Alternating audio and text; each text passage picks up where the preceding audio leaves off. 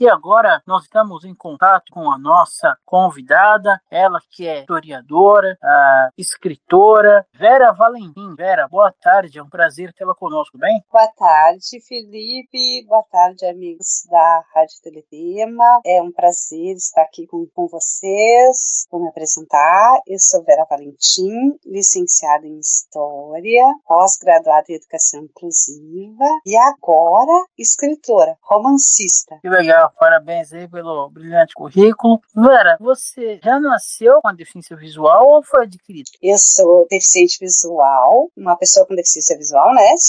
Tenho glaucoma congênito, então de nascença. Eu gosto de me definir como uma pessoa cega, porque eu enxergo formas, eu enxergo luminosidade, luzes e cores. Então eu costumo falar que eu tenho um mundo muito divertido, mas eu considero ele sem visão, né? Porque é colorido, é legal, consigo ver sol, consigo ver a lua, sou apaixonada por lua, como toda boa romântica. Amo céu estrelado, amo ver céu estrelado, só consigo no interior, tá? Com as luzes da cidade aqui, não consigo, mas consigo. A minha visão é algo assim, bem complexo. Eu consigo ver uma luz à noite, digamos, alguns bons metros de distância, e se um rosto eu não consigo ver a 1 centímetro. Eu não identifico rostos, eu identifico cores. Então não importa se for o rosto de uma pessoa ou o rosto de uma boneca, vai ser a mesma coisa, que eu não consigo ver, tenho visão. Por isso que eu costumo me definir, gosto mais de me definir como pessoa cega, uma pessoa cega que tem um mundo colorido. Correto.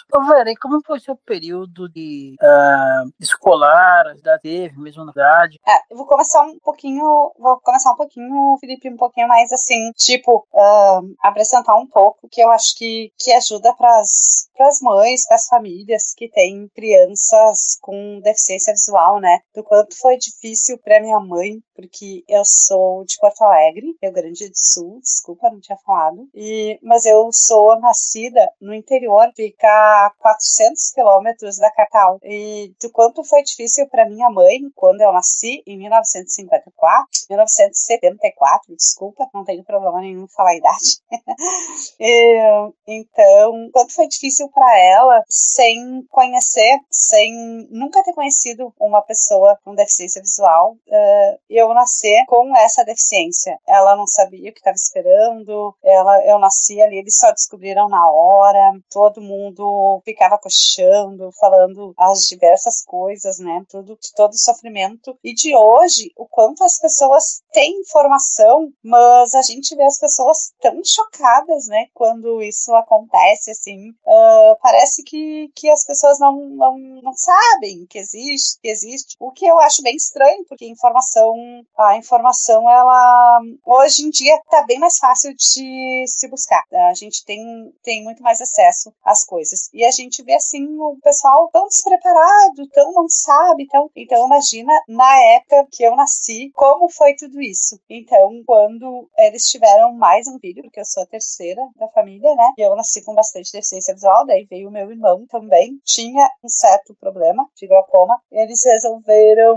vir morar na capital, mas eles tinham a esperança de a gente conseguir talvez uma cura, ou melhor, assim, aqui na capital, né, mas não foi bem isso que aconteceu. O que eles podiam buscar foi mais o acesso à educação, mas naquela época se buscava, assim, muito tarde, a criança saía do colégio aos 7 anos de idade, mas assim, meu desenvolvimento foi bem tranquilo. A minha mãe, ela foi uma pessoa que, como eu já disse, com pouco conhecimento, mas ela não atrapalhou o meu desenvolvimento. O que eu quero dizer para as mães de hoje, para as pessoas, para essa pessoal da nova educação, é aquilo de deixar a criança cega sempre sentadinha, e quando ela tenta se mexer, diz que não. Isso é muito maléfico para a educação, para o desenvolvimento. A minha mãe, ela não me dizia vai, mas ela não dizia não vai. Então, eu tive todo o meu desenvolvimento, tudo em idade normal. Eu falei muito cedo, eu andei cedo, normal.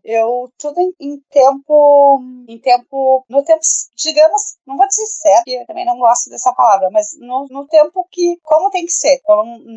A minha família, ela não atrapalhou meu crescimento assim. Nós, falando de educação, aqui em Porto Alegre, a gente tem ainda, mas antes era bem melhor, a gente tinha o Instituto Santa Luzia, e ele era colégio interno. E, era muito bom para as crianças com deficiência visual, para as pessoas com deficiência visual, né? E, só que eu, quando era criança, eu fui uma criança personalidade muito forte. Então, eu falava para minha mãe que eu não queria ir para o colégio interno de jeito nenhum, eu não iria. Então, a minha mãe acabou me colocando na escola pública, aonde eles tinham uma sala de recurso. Aos 7 anos, ela me colocou na escola pública e tinha uma sala de recurso que, para quem não sabe, a sala de recurso, ela funciona... É um lugar onde tinha uma máquina de braille, na época, e um professor que sabia braille e conseguia produzir o material pra gente. Claro, era uma correria. A minha mãe teve que estar me levando todos os dias de ônibus, porque era longe, não tinha isso de estudar perto do bairro. Eu morava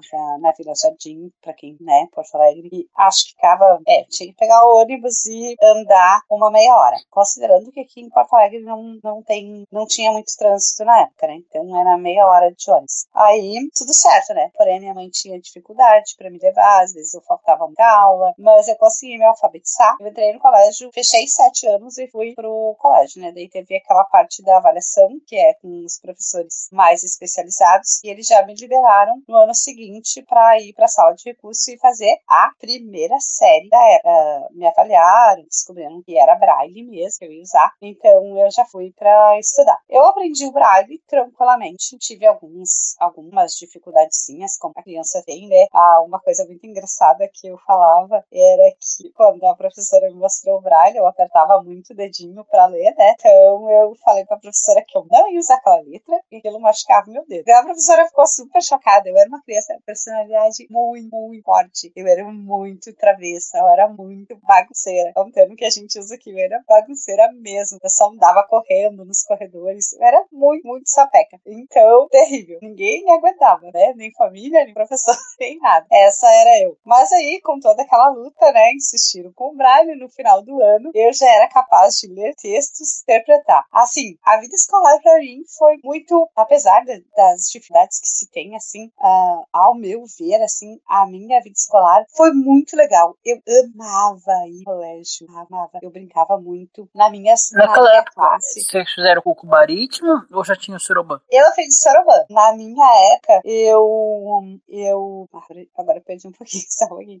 Então, eu brincava muito, corria muito. Tá, que eu tava falando na minha classe, só tinha eu e uma outra colega, mas a colega que pessoa com deficiência visual, né? Só que minha colega ela usava letra ampliada, que eles falavam na época, que é aquilo caso a letra... Falava visão subnormal antigamente. Isso, hoje usa visão subnormal, isso mesmo. Baixa visão e a hoje. Professora, era um trabalho árduo, né? Ela tinha que fazer as linhas grossas e copiar em caneta, aquelas canetas grossas aí do cor, eu acho que fala, sei lá, e ela fazia o material pra ela e eu era braille. Então, só nós duas, e na época tinha 28 alunos na aula mesmo. Agora eu fui dar estágio ali e as professoras estavam reclamando e tinha 10 alunos na sexta série. Então, muito engraçado, assim.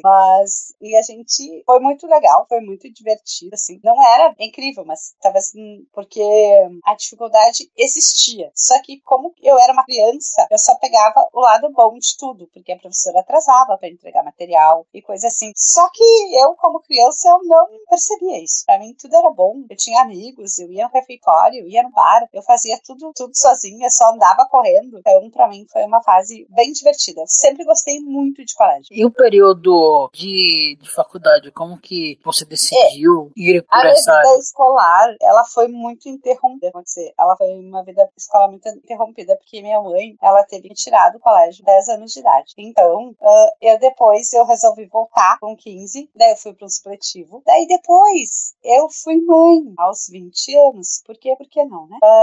Daí, como eu fui mãe, aí eu parei tudo, né? Aí quando meu filho fez uns 4, 5 aninhos, aí eu resolvi que eu tinha que trabalhar. Eu precisava para trabalhar, para ajudar até sustentar, né, buscar sustento para ele, essas coisas. Aí eu fui ver com os meus amigos com deficiência visual como que fazia para conseguir um trabalho. Tava procurando trabalho sozinha e não tava tendo sucesso. Pessoas cegas para trabalho em qualquer lugar, com certeza. Hoje não é muito promissor, imagina na minha época. Aí eu conversei com as amigas e eles estudavam, faziam ensino médio, conseguiram estágio. Aí eu pensei, bom, eu preciso voltar a estudar. Aí eu voltei a estudar num outro momento, daí eram uns professores, algumas colégio mais preparado, melhor, foi a Escola Protásio Alves. Daí eu consegui um estágio, eu consegui o tão sonhado emprego, um estágio muito bom. Na época a remuneração de estágio, por incrível que pareça, era boa. Hoje não é, né? Mas na época era muito boa. Daí eu fiz o ensino médio à noite, trabalhava 8 horas por dia, a minha mãe tomava conta do meu, e beleza, deu certo. Daí eu entrei pra faculdade de História. Depois que eu terminei o ensino médio, eu até pensei em fazer segundo grau, pensei em fazer magistério, né? Mas aí a minha coordenadora, que eu, nesse tempo aí, eu consegui, no segundo ano do ensino médio, eu consegui um trabalho, consegui um estágio na Secretaria da Educação. Aí eu fiquei como estagiária 1 ano e depois eu consegui aquele cargo em comissão, que aqui no nosso estado a gente chama de CC. Aí eu me tornei revisora de livros em braille. Gostei muito, foi muito legal. Daí eu fiquei, logo que eu acabei o ensino médio, só acabei, e fui fazer faculdade numa particular. Eu tentei a URGS, que é a nossa federal, e não consegui. Daí eu pensei, o que eu gosto, né? Que eu escolhi história, porque no colégio eu tirava 9 na prova de história sem estudar. Então eu pensei, vou escolher uma coisa que eu gosto, que pra mim é fácil, que daí vai ser mais fácil de fazer a faculdade. E gostava muito de história também. Achei que eu ia gostar de me ensinar história. E daí foi tranquilo, só que na época a gente tinha que eu consegui umas professoras voluntárias que gravavam material pra mim. Foi onde eu consegui fazer, né? Logo que eu entrei, eu pensei, meu Deus, mas como é que eu vou ler tudo isso em xerox, né? Lá na raça, né?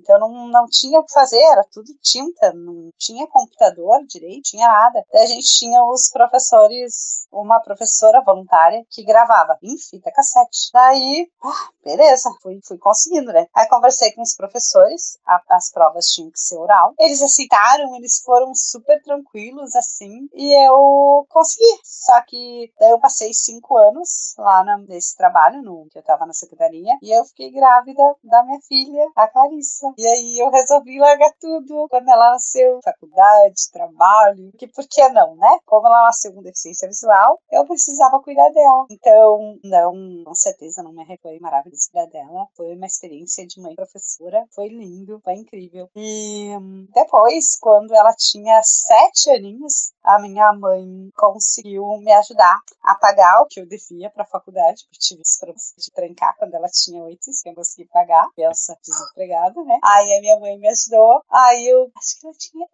7 aninhos por aí. Aí eu consegui voltar, falei com o coordenador e tal, e ele falou, não, 2 anos e meio vai terminar essa faculdade. Aí eu consegui voltar, consegui trabalhar como funcionária da faculdade para poder ganhar desconto, que na época eles davam desconto PCD e bolsa e coisa toda. E aí passou 2 anos e meio e eu consegui me formar. Legal, parabéns. E a pós? A pós foi bem bom. Após daí eu acho que falar um pouquinho mais dessa parte.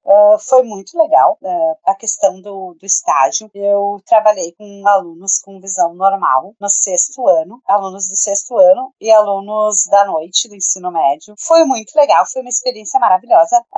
As crianças, os alunos me chamavam de professora Helena. Eu ia com óculos. Era muito fofo. Eles queriam aprender braille. Eu ensinei braille para eles. A gente fazia atividades muito legais, assim. Eu fazia com eles telefone sem fio. Foi muito divertido. Eles amaram. Eles não queriam que eu fosse embora. E depois, com o ensino médio, não foi diferente. Foi lindo. A minha avaliação com o ensino médio, eu fazia com eles, assim, fazia atividade com eles. Eu imprimia texto em tinta, colocava todo mundo em círculo e a gente conversava, debatia os textos e tudo. E daí eles tinham que me avaliar. E teve uma aluna que ela sentava bem lá no fundo, e daí eu vi que depois ela estava se aproximando. Daí eu filei as avaliações deles, eu digo, agora vocês vão ter que me avaliar, né? Aí quando eu cheguei em casa, meu filho, né, tava morando com a gente na época, porque tem Bruno, ele tem 30 anos, né? E agora, rapaz da época, ele tinha uns 20, 21, 22. Aí ele tava morando um pouco com a gente. Daí ele leu a minha avaliação dela, a avaliação que ela fez pra mim. Ela começou assim: é incrível, uma escola pública. Eu pensei, só faltava uma professora cega. Pois é, e foi a única professora que me tratou como gente. Por ela eu me senti amada, querida. Nunca vou te esquecer, professora. Foi algo assim incrível, maravilhoso. Eu amei. Então foi a experiência aí como prof de história, com os 2 estágios. Foi incrível, gratificante, muito bom. A senhora pensa em voltar de novo a lecionar? Sim, talvez. Se possível, sim. Eu vou fazer concurso e tal, talvez sim. Mas, e a pós-graduação, como perguntou, a pós-graduação foi muito tranquilo, porque foi EAD, né? Daí já foi mais fácil. Aí vinha os módulos em TXT, né? Que a faculdade mandava, o PDF, daí só ia lá para fazer as provas. Então foi mais tranquilo. Pós-graduação na área de educação inclusiva, correto? Isso, educação inclusiva. O que a senhora vê hoje a educação, a forma de inclusão, né, até essa questão, o Braille e as tecnologias? Eu acho, assim, Felipe, a questão que a educação, de um modo geral, ela teve um retrocesso gigantesco. E quando tu retrocede, tu acaba prejudicando todo mundo. E quando a gente tem uma limitação, que é o caso da deficiência, de qualquer deficiência, eu acredito que qualquer deficiência, mas falando da deficiência visual, que é a que eu mais conheço, né, acaba prejudicando muito, né, que a partir do momento que tu não se importa que nenhum aluno aprenda, para a pessoa com deficiência visual vai ser pior, né, porque se ninguém aprender, para quem não enxerga, pior ainda. E agora, assim, sendo mais abrangente, a questão é que os professores estão na falácia que o Braille é difícil, só que o Braille não é difícil. O Braille, ele é a única forma de alfabetização da pessoa com deficiência visual, é o único jeito da pessoa pensar, ser letrado, porque se tu não mostra a simbologia, tu não vai ter uma pessoa alfabetizada. Então, ele é muito importante. E agora, essa questão de que nem eu disse que eu tive que ir lá, sair do meu bairro para estudar, era melhor, porque pelo menos eu encontrei uma professora que sabia o Braille, que ela não falava que o Braille era difícil, e ela falava que eu tinha sim que aprender o Braille. Então, às vezes, é meio complicado. Então, esse aluno tem direito de se matricular. Tá, mas ele tem direito de se matricular para quê? Para sentar aqui, ficar sentadinho? Isso com a família que ele tem, eu acho que ele já faz em casa, né? Parece que eu falo isso de prática. Eu tenho prática também nas associações, que eu dei aula de Braille e tudo. E eu vejo que basta a pessoa perder a visão para a família não incentivar mais a servir um copo de água, né? Às vezes a pessoa não sabe andar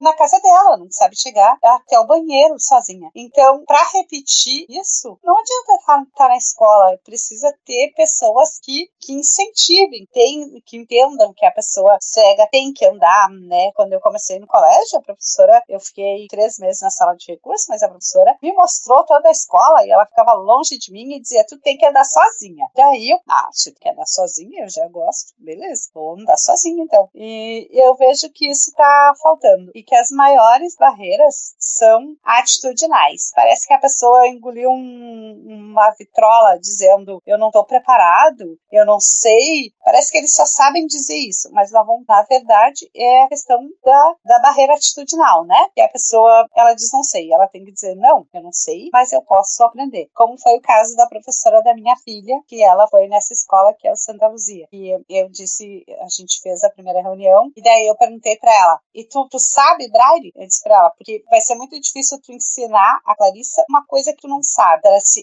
eu não sei. Eu disse, então tu pretende ensinar pra ela uma coisa que não sabe. Mas peraí, tu tem vontade de aprender? Daí ela disse, eu tenho. Eu disse, então tu vai aprender Braille junto com ela. Daí ela disse, sim, então tá bom. E foi isso que ela fez. Eu ensinava pra Clarissa em casa e a Clarissa ia e ensinava ela. Só que isso não pode acontecer numa família que não tá preparada. Eles precisam ter um professor que saiba o Braille. E todas as ferramentas, elas são indispensáveis para o aprendizado. Porém, no início, tem que ser o Braille. Só que, claro, a gente não dá o Braille direto para criança pequenininha. Ela tem que ter todo todo um planejamento, todo um brincar, toda associação ali, aquele aprendizado lúdico. Tu já vai ensinar ela uns leguinhos, os 6 pontinhos, tem toda essa lógica, né? A criança precisa, como eu vou dizer, toda essa questão pedagógica para depois ser mostrada para ela uma reglete, uma função que agora não está mais se usando, está se usando a máquina Braille direto, uma coisa que eu acho bastante errado, que eu mostrei para minha filha a reglete função, porque é onde o Braille nasce, é ali que, assim como o amiguinho tem um caderninho, a reglete função, ela vai melhor no caderno, então eu acho errado. Eu acho que tem que mostrar primeiro como o Braille nasce. Depois, quando está mais acelerado, que a criança aqui já está copiando texto, aí pode ser a máquina Braille, que a reglete opção costuma ser mais difícil, dói a mão, isso e aquilo. A gente já está num momento mais avançado, então pode sim ter uma máquina Perkins, não é problema, porque vai ser bom. Mas eu recomendo que até o 5º ano a criança, o aluno use e leia o Braille. Depois ele pode então estar pegando outras ferramentas de tecnologia, de smartphone aí para ler os textos. Computador eu acho melhor o computador do que o smartphone. E tem a questão assim que eu vou dizer, a questão aquilo foi muito fomentada, né? A questão daquele óculos que a gente pode chamar de um retrocesso, enfim, aquela coisa que vendia que a pessoa ia parar de ser cega. Dava ideia para quem enxerga que agora os alunos iam parar de ser cegos e que eles não precisavam mais contratar professor em sala de recurso e que ninguém mais precisava de Braille, porque aquele óculos eles iam voltar a enxergar. Então, é um engano, né? E se botou muito dinheiro fora, dinheiro que poderia estar sendo investido na educação para o desenvolvimento pleno aí das crianças. Que os pais de criança com deficiência visual insistam nisso, né? Não, a criança tem que brincar, ela tem que voar, ela tem que se envolver como todo mundo, tem que fazer as coisas todas, fazer as atividades fazer o progresso, né? Todo em tempo normal, como o irmãozinho fez, foi isso que a minha mãe fez comigo.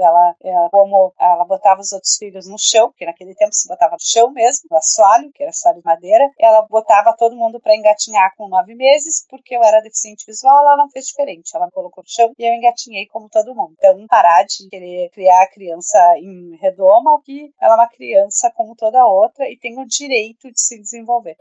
A questão da máquina Perkins hoje já está mais acessível, né? Mas nas décadas de 80, 90, o valor da máquina Perkins era muito difícil, né? Que as crianças tivessem acesso à máquina Perkins. Sim, na época as crianças tinham que escrever todas de reglete. No Santa Luzia, que era o colégio interno, tinha uma época que eles tinham 400 pessoas cegas e todas escreviam com reglete e não reclamavam, e todos são excelentes braillistas. E a máquina Perkins no estado, ela era um material de sala de recurso. Depois de, acho que 98, por aí, daí começou a chegar as impressoras Braille e daí as Perkins puderam ficar para os alunos. E o estado empresta para os alunos. Hoje em dia o estado tem máquinas para emprestar para os alunos.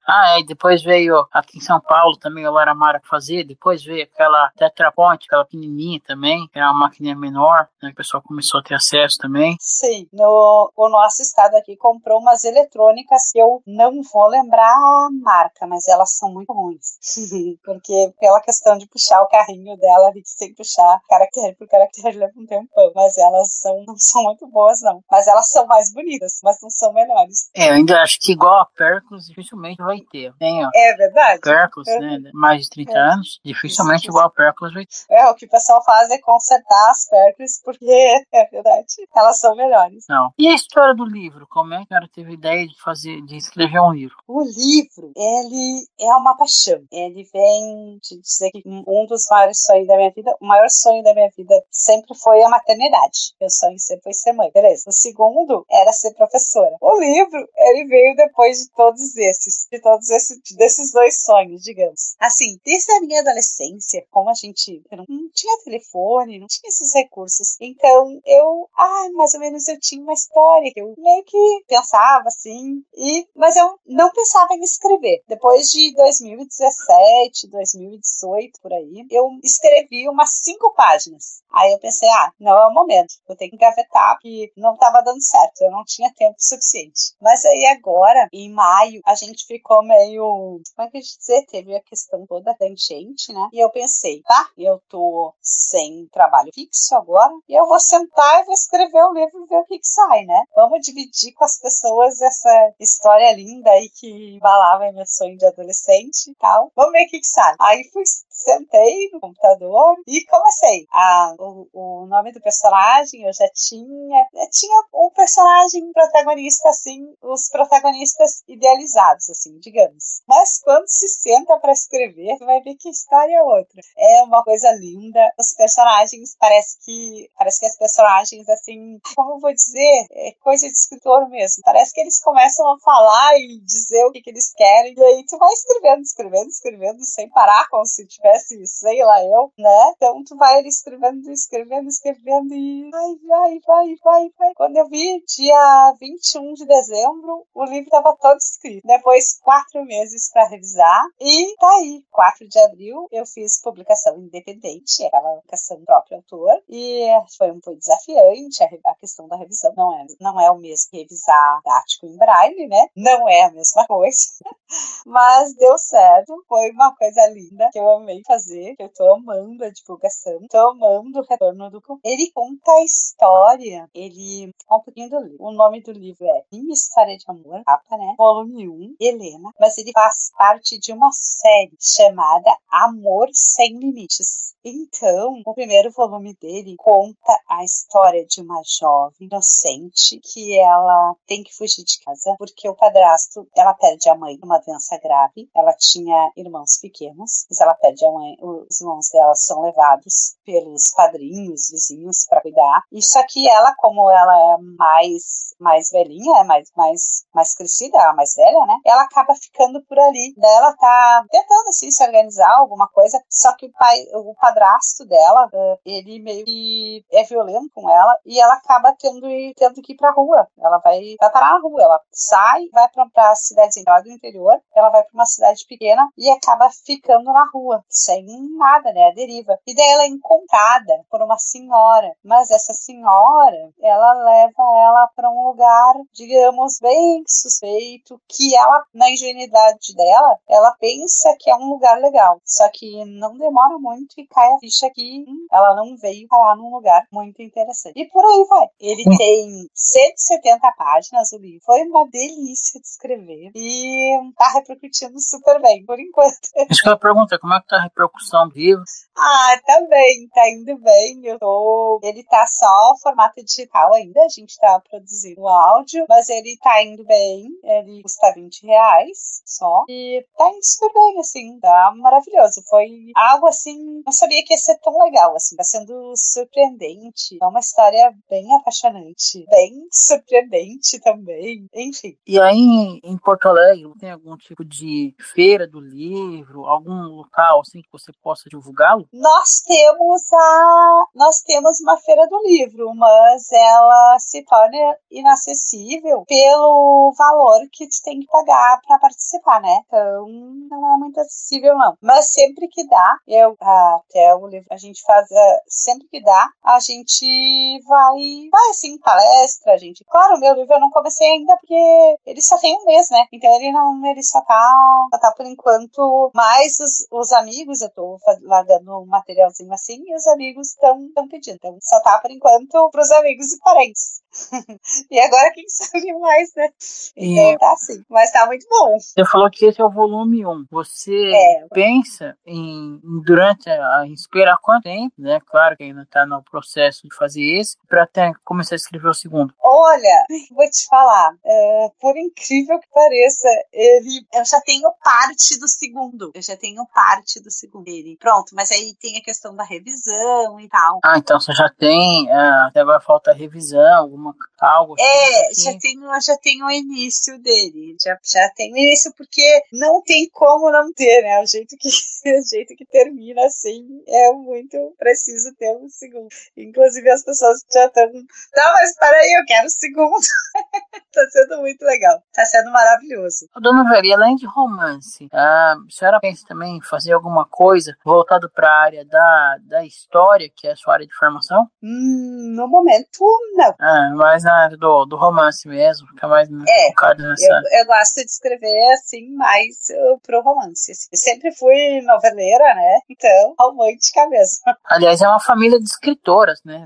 A Clarissa, né? Também escreve, também autora. Sim, a Clarissa é poetisa, ela escreveu um livro de poesias e já tem um de... mas eu vou deixar para depois ela falar, mas ela já tá com outro que é de contos, crônicas e poesias. Em breve também entrevistaremos a Clarissa. Sim. E, assim, além de você, além da senhora e sua filha, mais alguém na família já teve a experiência com livros? Não, nós somos as primeiras. As primeiras. E como é que tá? Inclusive, eu fui a primeira filha da minha família, a primeira a terminar o ensino superior também. Depois meu irmão veio também, mas eu fui a primeira também. E sobre a mídia, pessoas com deficiência aí do Rio Grande do Sul, vocês estão tendo você está tendo algum retorno, tá? Com demais colegas, tem alguns colegas aí também deficientes na área da comunicação, você está tendo algum contato?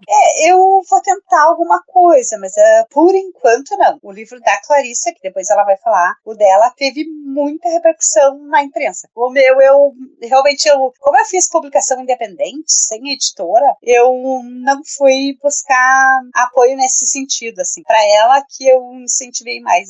Claro que eu ainda vou, mas eu não fui ainda, não busquei. Na sua opinião, quais os prós e os contras de fazer publicação independente? Olha, eu achei a publicação independente muito bom, porque no caso, as editoras, elas não ajudam muito na venda, né? Nas vendas, assim, elas não apoiam. Então, eu achei muito bom a publicação independente. É um outro tipo também de oportunidade, né? Para quem não tem condição de colocar a editora. Isso, é para baixo investimento, né? Porque assim, as editoras, elas cobram muito caro, né? E a senhora comentou também que está pensando em fazer ele em áudio também, né? Sim, então estou pensando em fazer em áudio, porque o pessoal pede, né? Tem pessoas que gostam de ler em áudio, daí a gente já tá produzindo. Será com a sua própria voz? Não. Por enquanto, não. Eu tenho que ver como é que eu vou fazer, mas por enquanto não vai ser a minha própria voz. Mas eu quero fazer com a minha própria voz. Por enquanto, ainda não. Ok. Bom, professor, em nome da Web Rádio Teletema, do programa Espaço da Inclusão, gostaria de agradecer sua atenção e gentileza com o nosso programa. Gostaria que você deixasse umas considerações finais. Para quem quiser adquirir o livro, como é que faz? Quem quiser adquirir o livro, meu contato só tá comigo mesmo. Contato pelo WhatsApp 51991062177. 51991062177. E o Instagram? Meu Instagram é Vera Lúcia Pereira Valentim. Eu não invisto muito no Instagram, eu acho ele meio complicado pra gente que não enxerga. Mas agora eu vou começar a investir mais. E a mensagem? A mensagem? Muito obrigada pela oportunidade. E foi um prazer estar aqui. Espero que com a minha mensagem eu possa ter, sei lá, pelo menos ajudado, pelo menos levado alguma informação para os ouvintes e que possa ser usado, aproveitado de alguma forma, tá bom? E muito obrigada. Ok, conversamos com a escritora, professora Vera Valentim, aqui na Web Rádio Teletema, programa Espaço da Inclusão.